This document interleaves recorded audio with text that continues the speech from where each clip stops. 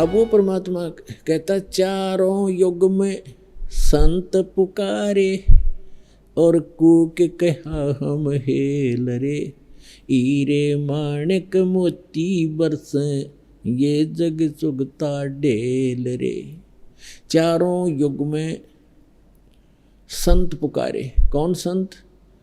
जिनको परमात्मा मिले, उन्होंने वही ज्ञान सुनाया, सबको सच्चा ज्ञान बताया, परमात्मा की सतीथि से परिचित कराया और जगह जगह जा कर के उन्होंने ढोल के डंके पे कहीं भी खड़े होकर के किसी भी साधु संत से या भक्तों से चर्चा किया करते थे, खड़े होकर अपने शब्द उच्चारण करने लग जाते थे, ज्ञान प्रचार करते थे। भगवान भी ऐसे ही करते थे।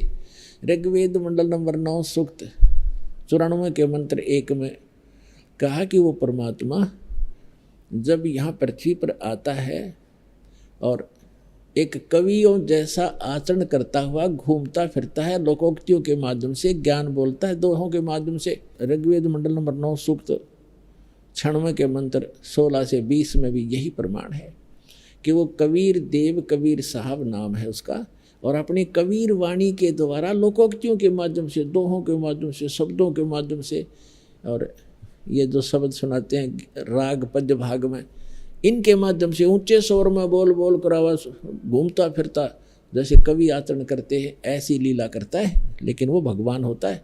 वो कवियों में से भी एक कवि, प्रसिद्ध कवि की उपाधि भी प्राप्त करता है, लेकिन वो परमात्मा होते हैं। तो वो परमेश्वर आते हैं, क्या कहते हैं, चारों युग में मेरे संत पुकारे और कूक कहा हम हेल रे। हम सब ने मिलकर, मैंने भी और मेरे बच्चों ने आपको समझाने के लिए जोर जोर से आवाजें लगाई। कूक कहा हम हेल रे, हीरे माणिक मोती बरसे। हम तो हीरे मोती की जो है ना वर्षा कर रहे हैं, तत्व ज्ञान रूपी हीरे मोती, सतभक्ति रूपी हीरे मोती जो तुम्हें मोक्ष देंगे। आप इनको स्वीकार ना करके आप डड़े कंकर पत्थर इकट्ठे कर रहे हो, आन उपासना करके, अन्य देवताओं की, अन्य भगवानों की पूजा करके, प्रभुओं की पूजा करके आप मोक्ष से वंचित रह जाते हो।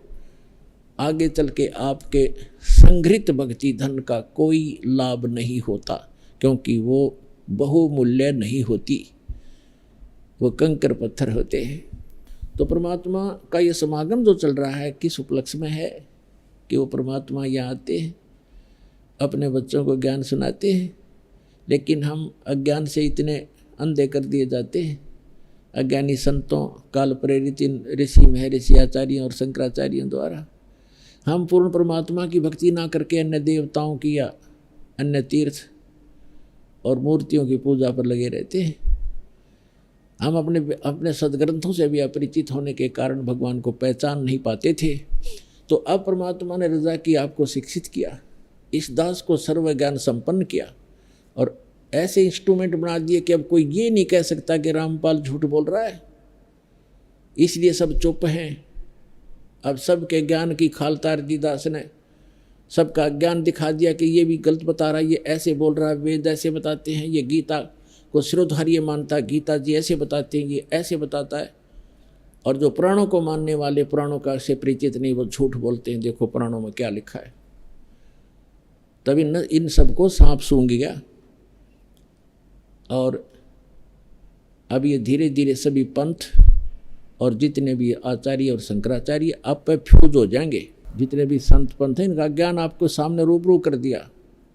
जैसे पहले दास का जन्म किसान परिवार में होने के कारण हमें याद है कि वर्षा के दिनों में कहीं पर भी आम कोई खाकर डाल देता गुठली, वो आम के पौधे उगाते थे छोटे छोटे। हम उसको वहाँ से उठा के निकाल के और दूसरे खेतों में लगा कर आते जहाँ नहीं होते थे वृक्ष, तो वहाँ तक ले जाते। तो किसी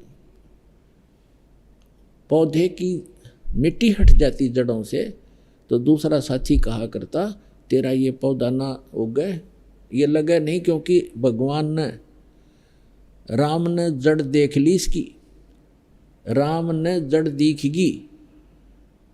और वो ऐसे होता था, क्योंकि 1-1.5 घंटा दूसरे खेत में जान में लगता, वहाँ लगाते वो सूख ही जाता था, दूसरे लग जाते थे। तो पुण्यात्माओं, इन सभी पंथों की और इन सभी मंडलेश्वरों की और गुरुओं की आज जड़ दिखा दी आपको।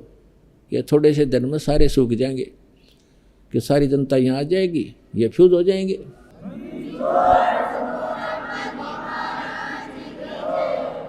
गीता के यथार्थ विश्लेषण की जानकारी के लिए पढ़ें पुस्तक गीता तेरा ज्ञानामृत।